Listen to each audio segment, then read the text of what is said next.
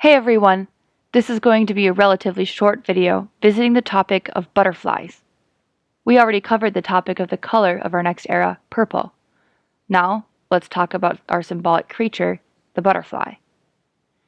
As I pointed out in previous videos, the directions of south and east are directly related to each other in feng shui, which is important considering the lyrics of No Chances, which mentions feng shui and the octagon by name.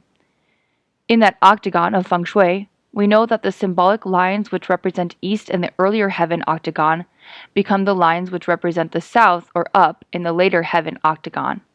We have also seen how east is represented by green on the left and south is represented by red on the top. Both of those colors coordinate with blurryface and trench, and now we are headed to our new era, which appears to be purple, which happens to be the color of the southeast.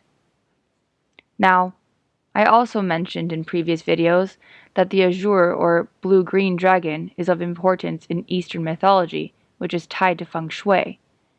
Trash is the color of this dragon, which represents the east. This dragon represents rest, prosperity, and harmony. But guess what, guys? This isn't the only dragon represented in the sky. Let me introduce our other friendly dragon, the red dragon. This dragon represents the south. That's right, south. The color of this dragon corresponds with the color of the south within the feng shui octagon as well. Among the several things that this dragon represents is creativity. Do you guys remember my first video? That's right, creation through destruction.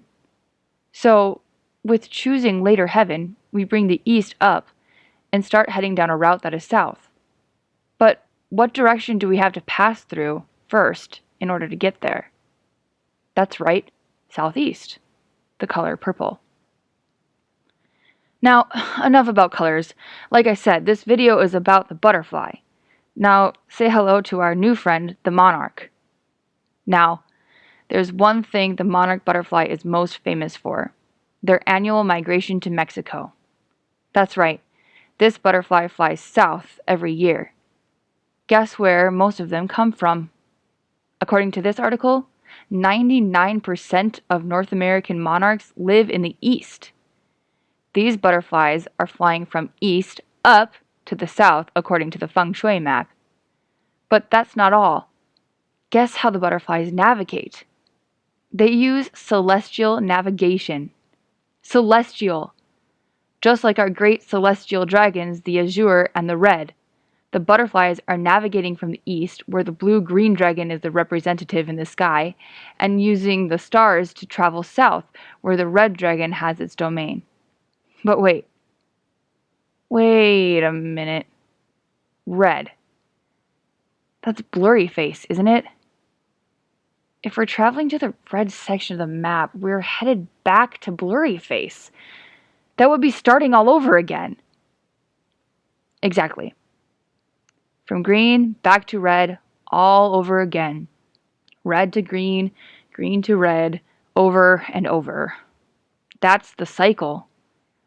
Making the choice to follow that celestial map back and forth, red and green over and over again, depending on the season. That's the cycle we're trying to break. And look where we are now. A purple era. That beautiful monarch butterfly frankly does not live long. The truth is that those butterflies will only see part of the migration cycle once in their lifetimes. Each year, the world sees 4 generations of monarchs. Now, let me point out that this coming era would be the 4th album to undoubtedly be part of the lore narrative. The 4th generation of monarchs of the year live the longest. While the other 3 generations only live up to 6 weeks, these final monarchs live up to 8 months.